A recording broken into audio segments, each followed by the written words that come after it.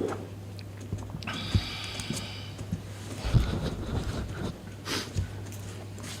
morning. Welcome to Code Enforcement and Corrections. Present today are Councilman Hockett, Councilman Tram, Code Enforcement Director Chelsea Luce, and I have Jeff Augsburger as the Corrections Superintendent present. Public Safety Commissioner Justin Day, City Attorney Paul Jensen, and Finance Officer Chandra Phillips. Justin, I'm going to turn this over to you and Jeff. To start, as a quick reminder, we're 88% of the way through the year. All right, we'll start with inmate population. We have 154 today. 162 is the average for the month. 161 is the average for the year. We've been conducting interviews, Justin and I, 2 this week. I believe the offer or the advertisement is open till the 24th of November. So we hope and intend to offer and fill that position. And then from a full-time capacity, that I won't say it, but we won't have any other openings for full-time. So that's right. Staff have been really busy. Year-end evals, I think I turned in 30 of them to Justin yesterday. And we're probably 6 to 8 left, maybe 10. There's some part-time people that haven't that won't have theirs done. They haven't been around or putting hours. So we have an instructor class coming to winter on the Monday, November 20th, I believe. It's a TASER instructor class. I believe the PD has someone in it as well, and our instructor is still remaining the same instructor that we've had for the last couple of years, but he'll be getting recerted as an instructor. Car 761 filled its deer tag on Sunday night. Got the call. We hit a deer in Tripp County, just north of town. Vehicle's still drivable. I drove it up here today. It's got some cosmetic that will need to be fixed. One of the lights is hanging on by a wire, just simple stuff, but the vehicle's just fine, staff fine, everyone, safe, so that was good, except for the deer. One less deer in Tripp County. And then budget, just looking ahead, I know it's crunch time to fill anything that we need to fill, manage what's left, get all the invoices up to Chandra in her office. So we're just kind of doing that over the next couple weeks, and only 2 line items that, we'll go over or already over is, or I guess shouldn't say the only 2, but the 2 that are the largest over is our food and kitchen and prisoner care. There's a few other line items that are slightly over as well, but I think the bottom number is going to look, when they do start talking to each other, right? Not yet, later, but I think... I sent that text or that email out yesterday that they're about to talk to. That's right, I saw that, yeah. So, any questions on any of the topics?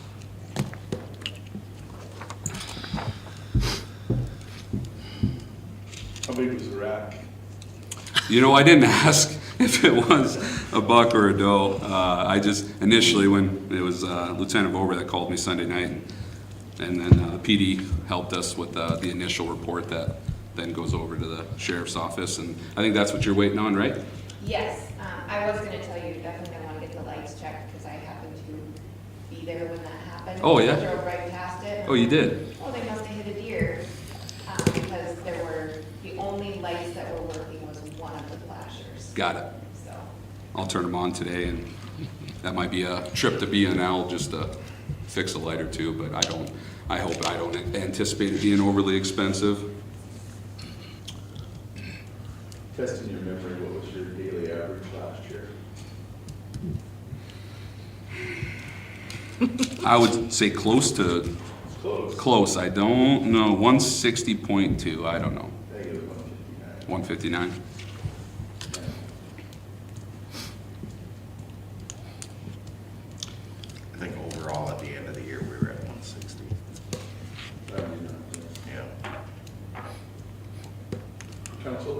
question.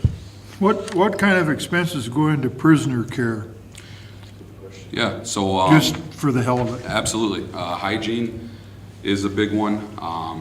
Anything the inmate wears uniform-wise, so that'll include the uniform, the prisoner uniform, a t-shirt, boxer, underwear, bra for the lady, Yep, any of yep. that. Blankets, sheets, towels, let's see, the mattresses that they sleep on. Trying to think of some other, I know a fair amount of over-the-counter products that we provide through our. Because that's MedPass. leading me up to a next question. Yep, go ahead, You yep, base your budget, I would think, on what you spent the year before, yes, okay? And we know that we've had a full house, 160 to 165 for 3 years, probably? Would that be a pretty close guess? I think the expansion, completed in 2020, yeah.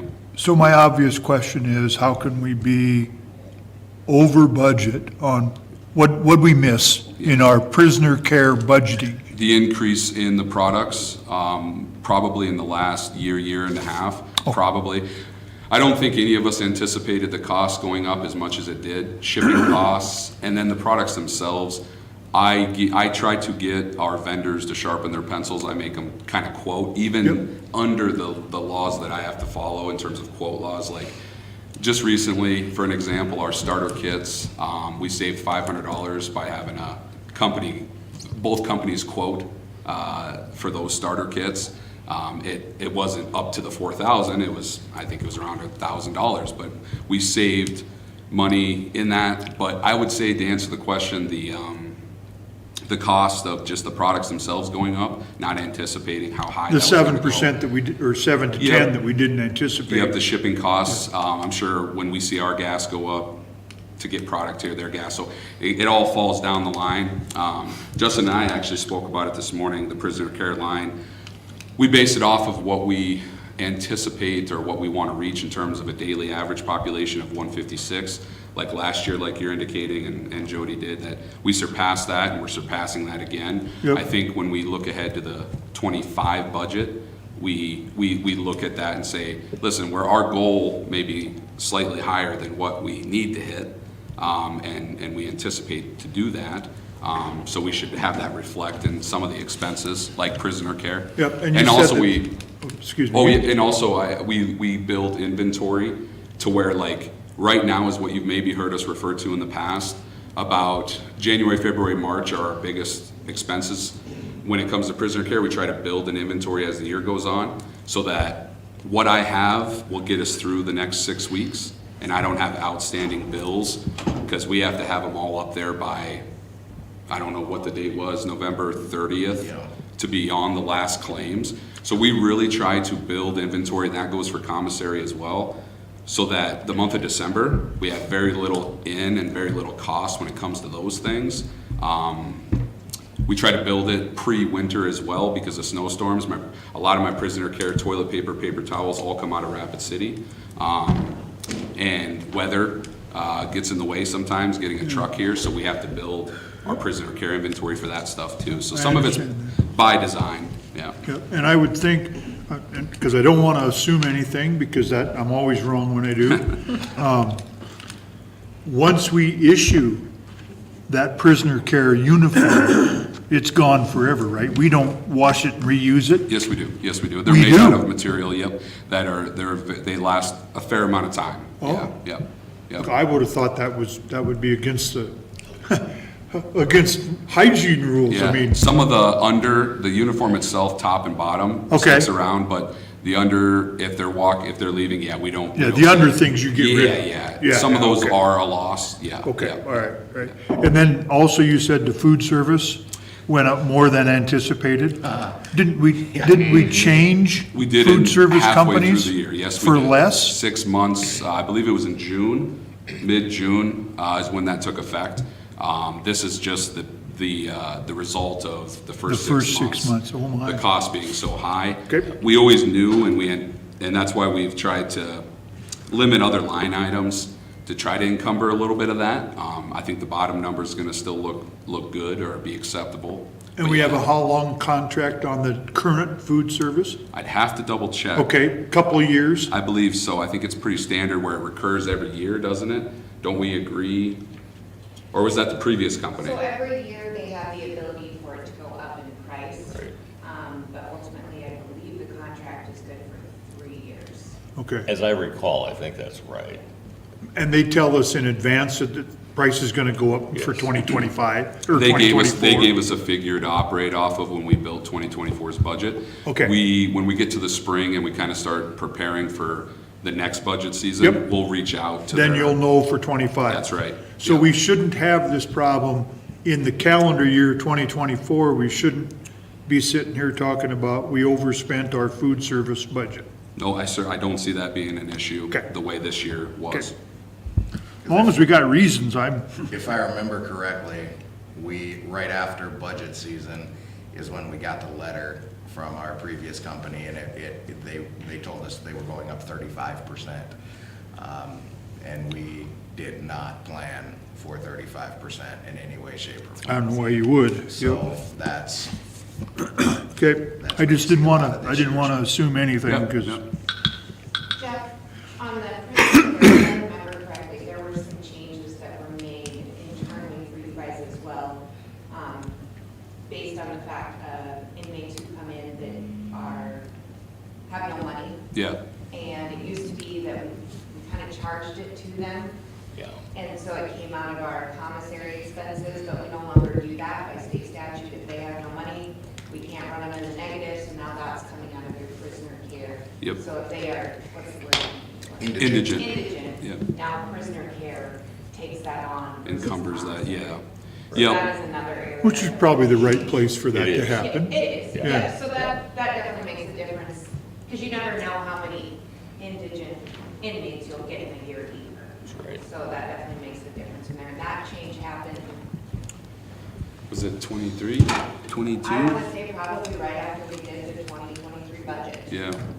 So in end of 2022, beginning of 2023. Well, maybe we shouldn't do our budgets so soon, so we catch all this stuff. Well, let me tell you, we find stuff all year long, Brad. Yeah. Okay, Pulled it up. From a year ago, your average was 162 a year ago. Ooh, so we're slipping. Let's look at it.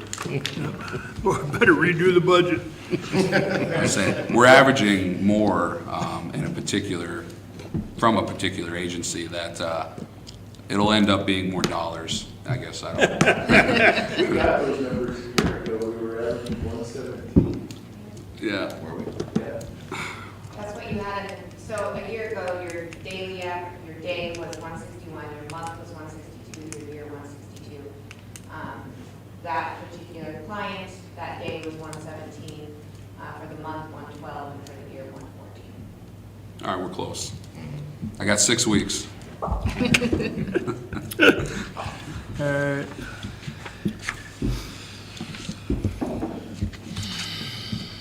So just because I haven't looked, how'd you come out on your fuel costs?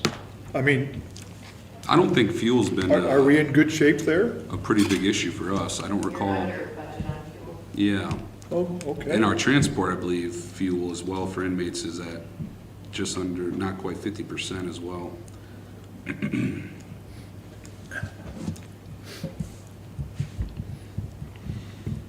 Yeah, fuel hasn't been too big of an issue for us. Very good. You were budgeting around $4 a gallon though, weren't you? I believe so. Yep, yep, we aimed high. Yep. Yep. That's what I thought. And the snow shuts us down, whereas other departments, their activity ramps up. Everything's parked. We're not using, Yep. gas if the way the last winter went. So your utilities are a little bit higher based on the fact that they do have some propane backup over there. And propane was so expensive this last winter when it was so cold, and so you'll see that that's where it hit them harder. I think they're still gonna be fine, but it's still, that's where they got hit versus the fuel.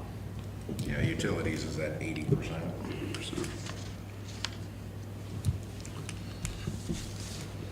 Okay.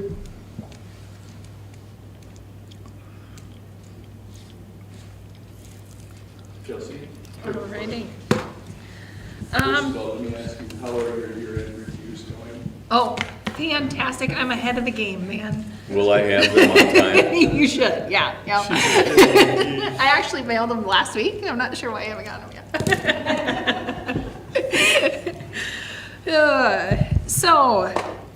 Gonna start with Spruce Up. We've got 2 this week that are coming down, if everything goes well. There's another 2 on the list that I know of for sure, possibly a 3rd. I'm just waiting on some paperwork from one of the individuals. So, city guys are out helping with that, and as far as I know, the first one's going well. Second one is supposed to start either this afternoon or tomorrow morning. So, exciting news there to get a couple places cleaned up. So, on to the ordinance update.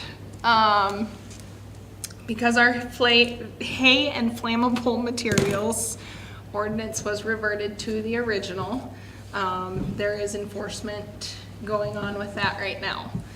I've been spending a lot of time in my pickup, driving very slow through town.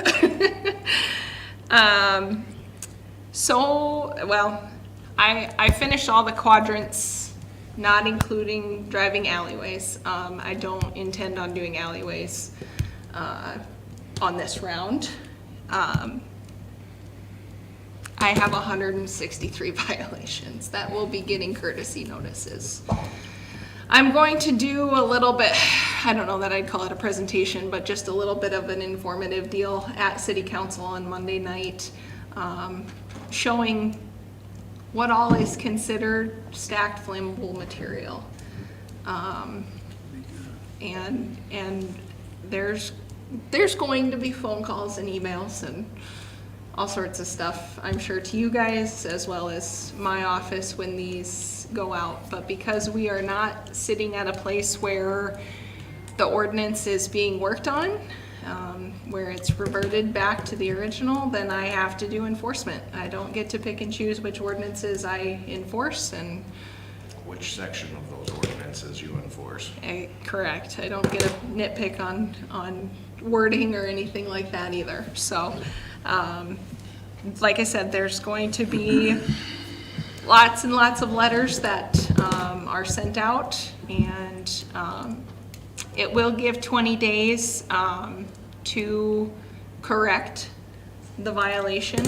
Those 20 days will more than, because next week is a holiday week, I don't foresee myself getting all of these letters out before that. So the actual enforcement after the 20-day courtesy notice should fall after the election, the special election that is coming up. So, but be prepared. So, I'm sure my phone's gonna be ringing off the hook, Justin's phone will be ringing off the hook, and I'm sure your guys's will too, so. But with the wording as it is, I have to enforce with the wording as it is, so. And I have a question for the attorney on that, wording as it is.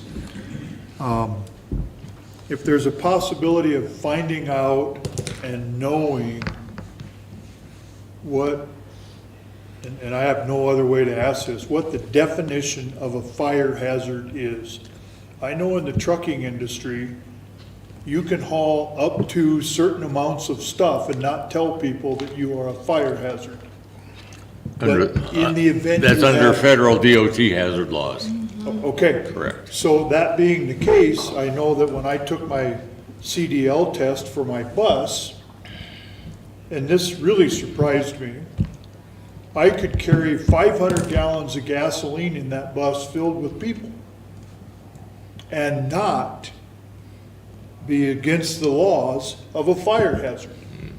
So my question is, and back in 1948 or whatever year it was that they made this ordinance not to let Jimmy bring his hay bales to town or anything in a town that is a fire hazard, so as to be a fire hazard. So what is the legal definition that constitutes a fire hazard?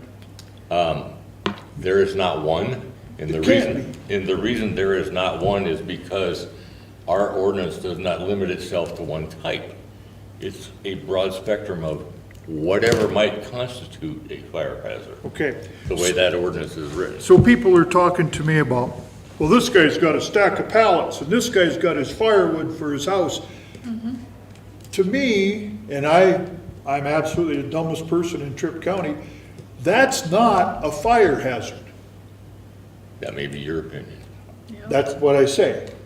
So, and it's somebody else's opinion that it is.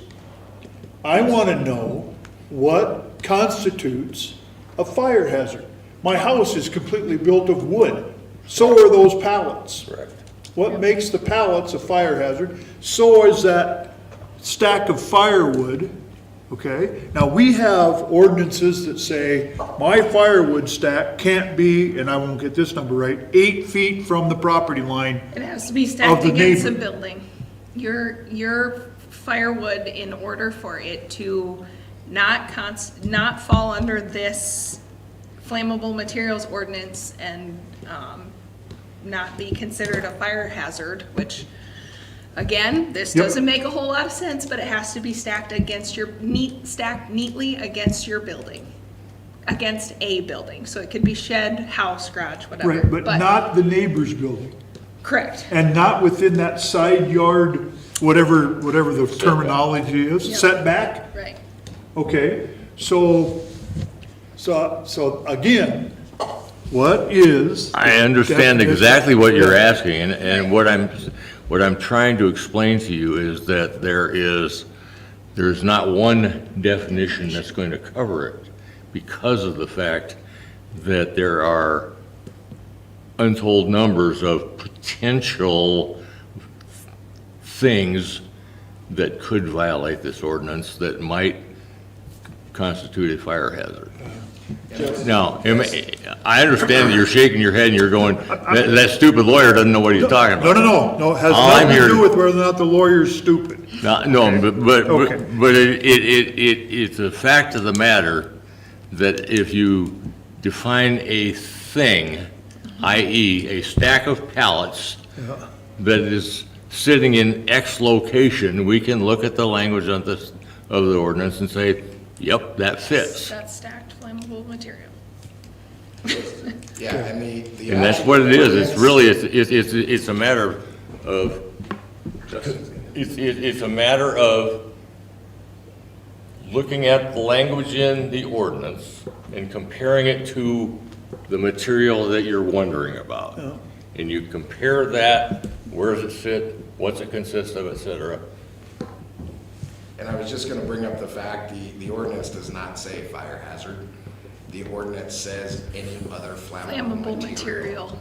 And that So is as to where- be. But so as- No. So as to be. a I'm fire reading the hazard. ordinance right now. Yeah. So as to be a fire hazard. Right. Any flammable material. Yep, So as to be a fire hazard. or So other when you look at flammable that- material, yep. Yep, when you look at that, if there is anything that is a flammable material, it could be a fire hazard.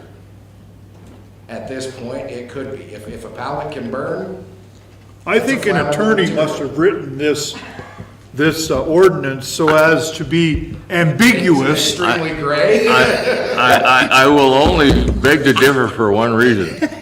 I think it was an attorney who suggested we redo this I ordinance agree with you. so that we could get away from all of the unknowns. And we got rid of that line. We absolutely got I rid of keep that. hearing everybody refer to it as the hay bale ordinance. Yeah. And I think everybody got stuck on one part Yep. of this ordinance. Yeah. From my personal opinion, and I understand this, okay, hay bales is the easiest thing to enforce, right? If there's nothing allowed in town, great, you can't have a hay bale, right? That was not the problem with this ordinance. What the problem became is any other flammable material. That was the biggest problem with this ordinance, and that's why we started with Cody and we're finishing with Chelsea, and we tried to get this pushed. We saw that this was a very difficult ordinance. It was not the hay part that was difficult to enforce, but as Chelsea mentioned earlier, you don't get to pick and choose what portion of an ordinance you get to enforce. And I think everybody got all spun up on the hay side of this thing. I mean, whatever you guys decide is fine. Now it's in the public's hands. But I just hope everybody understands it was not the hay section of the ordinance that we ever had a problem with. I think what you guys did, it makes sense with the new ordinance. Because the biggest thing, why I say that is because you took out the or any other flammable material section in there, while still leaving it clear enough of what is enforceable and what isn't. And there are stipulations set. Now, I understand a lot of people are still gonna get stuck on the hay thing, but this ordinance was never about hay from our standpoint. But that's also why I'm asking the question Yeah. of what constitutes a flammable material. To me, by definition, flammable is anything that will light on fire. Anything that will burn. But that's every house in town. That's every propane No, tank that hang sits on a in second. lot. I didn't do a very good job, so I'm gonna make one more stab at this, okay? The language of the ordinance concludes with those magic words, "so as to constitute A fire a hazard. fire hazard," Yep. okay? What that tells you is that there's something about how the flammable material is presents itself, where it's located, how it's stacked, whatever. There's something about that that makes it a fire hazard. I agree. Okay. I So that's 100% agree with you. That's as close as our definition is gonna get. And recall one thing. This whole problem started because I looked at this ordinance and I said, it is so vague and so ambiguous, we have problems. Well, we do, but we're gonna do the best that we can with it because it's what we got to work with. I 100% agree with you. Yep. Paulie? Mr. Jensen, this came up yesterday, so I'd like, there's a couple things that I'd like your official attorney input on. The first one is, when the ordinance was referred, how the referendum was worded, the entire ordinance was referred. If they had wanted to, they could have only referred a specific portion of the new. That is very true under Because the, that was what came up in coffee with the mayor yesterday. We love everything except for the first part. Well, then you should have only, right. could have only. Could have, yes. Referendum that first paragraph, but now you referendum the entire new ordinance. Correct. And that's what gets us into trouble, because all of those other things could have gone through and. It would have been very helpful. But because of how the referendum was done, the Correct. entire ordinance. Now, the other question that came up yesterday is, could a church or a home apply for a conditional use to put a nativity? And I know that we've had this conversation, but for the public information, will you give them the legal? I'm going to suggest to the folks that because of the fact it constitutes a fire hazard, number one, it's not going to fall within an acceptable definition of what is a conditional use that would be acceptable under the ordinances. It's also under a different chapter of the. It's not land use. Of the ordinances where conditional uses are provided for. So it's not anywhere in this chapter where this one is located, so I'm gonna say no. Okay. Because Shippey, I don't care, I'm gonna use his name, Shippey has a beautiful display at his new building out on the, across from Little Feller, that is in violation of the ordinance. Correct. And that's a shame.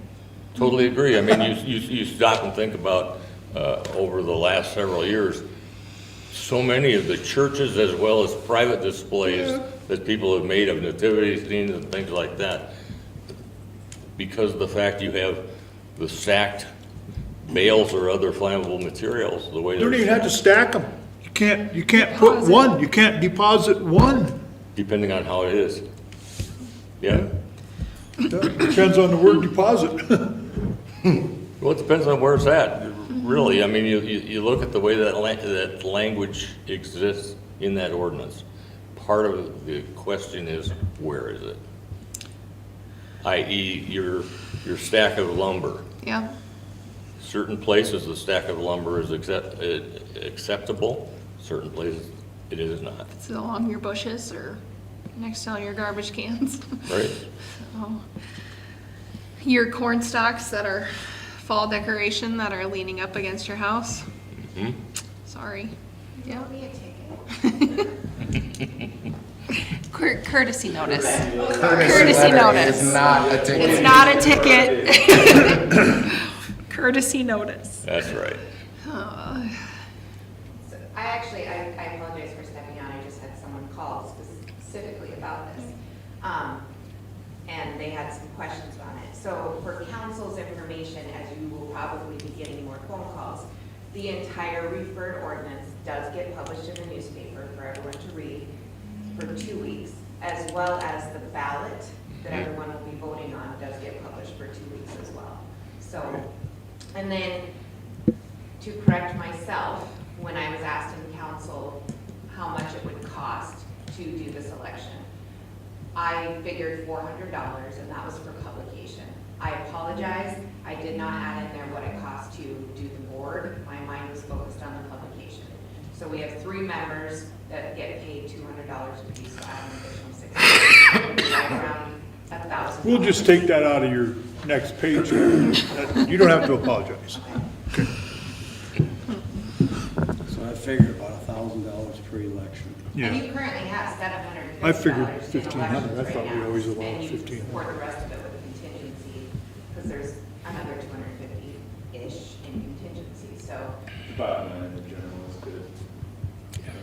Yes, it is. because I thought we always figured 1,500 for an election. So that's the comment, yes. Yeah. During a mayoral year. Yeah. When we budget, and actually for next year's budget, we argued quite a bit about that on this one line item in elections, because we haven't had a mayoral election since 2018. You guys opted to only give me, I believe, 1,000. I may have gotten you up to 1,200. I think it's 12. Typically, it is 1,500 that's budgeted, but part of that is, you have to figure in publication costs. I know what it's gonna cost me to pay my board. I need 3 people, $200 a piece. That's what it's gonna cost me for the board. But I also don't know if I'm gonna have 4 ballots, 5 ballots, 6 ballots. I don't know. Every ballot that we have, every election that there is, I have to publish that ballot in the newspaper. And the newspaper, yes, they're limited on how much they can charge us, but how much verbiage there is goes into that. So if you have a mayor, Ward 1, Ward 2, Ward 3, and then possibly a referendum in there too, it can add up to 1,500 pretty quickly. Well, So, easily.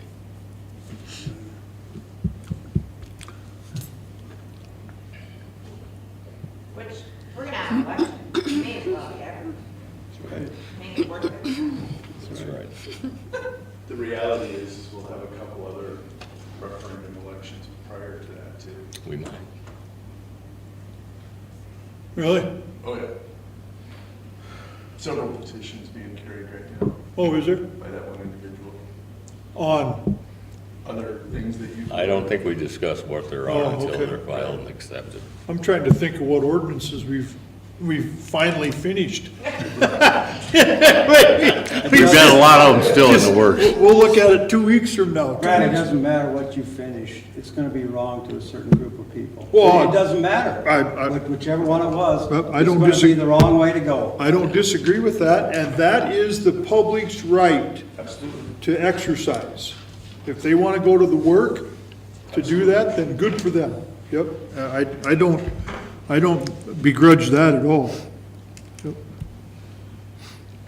But this, for all these years, this has really been so as to constitute a fire hazard.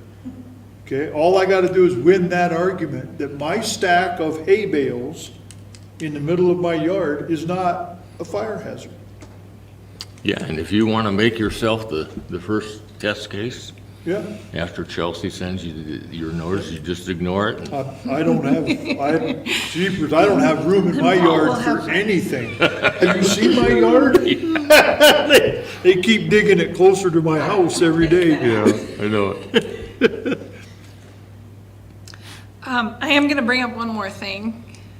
Brad shared an email with me that he received about a lot over on Liberty in Iowa. and about the fact that there's vehicles parked there. The individual that owns it, when he bought it, came in, we discussed setbacks and all of that jazz, because it's a very weird shaped lot. And it's kind of a triangle almost it's got a swoop in it. But there's no way that he can fit a normal building on there without doing conditional use or a variance request. So currently, he's using it to park his business vehicles. When he first bought it, he did have a couple out there, and he called me and said, hey, I need a little bit to be able to get some gravel in here. And I gave him 30 days, and within that 30 days, he had gravel in. Everything is parked on an acceptable surface. He also has a temporary storage unit there that was placed there this week. He got the temporary building permit, followed what he needs to do on that. We do allow those pods to be set for 2 6-month periods. He has to come in after the first 6 months and renew that temporary building permit. And he knows all of that. We've discussed if he ever wants to put or ever make changes to that pod to make it the shop within the ordinance where it discussed you have to have conventional house siding, certain roof pitch, all that, that he would need to do that. But he also has to do a conditional use in order to place that individual shed on a lot by itself. So he is following all ordinances. He's been very careful about making sure he's following all ordinances.